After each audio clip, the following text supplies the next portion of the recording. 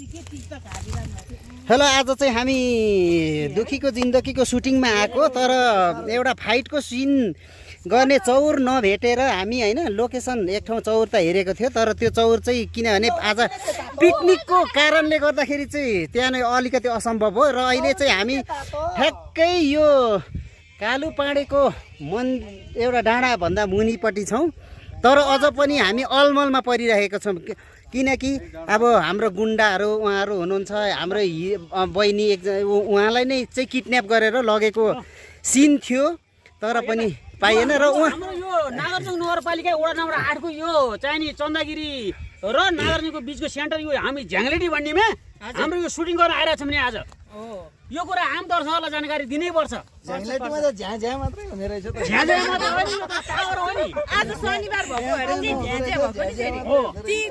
र आज दुखीको जिन्दगीको डाइरेक्टर साहब चाहिँ उहाँ हुनुहुन्छ, तर उहाँलाई एकदम चिन्ता परिरहेको छ। 5 लिटर तेल पेट्रोल सकिसक्यो, तर पनि चौर भेटिएन होइन। त्यसै कारणले उहाँ हेलमेट पुरा हातमा बोकेर म कता जाउँ, के गरौँ, कसो गरौँ भएर चाहिँ उहाँ बसिरहनु भएको छ होइन। यो कुरा सही हो। र आजको साह्रै दुःख लाग्यो। उहाँले कतिखेर हिरोनीलाई किडन्याप गरेर लैजाउँ भनेर चाहिँ उहाँले बिहे गरौँ भनेर सोध्नु भनेर चाहिँ मलाई गाह्रो भइरहेछ। र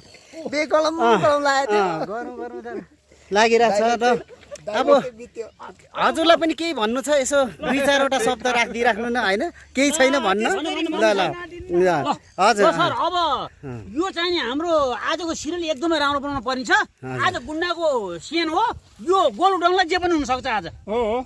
अनि विशेष गरी अब यसमा अब साथ सपोर्ट दिनुहुने हाम्रो एकजना कलाकार बहिनी हुनुहुन्छ विनिता राईज्यू, उहाँहरूलाई पनि 2 शब्द बोलिदिनु हुन अनुरोध गर्दछु म।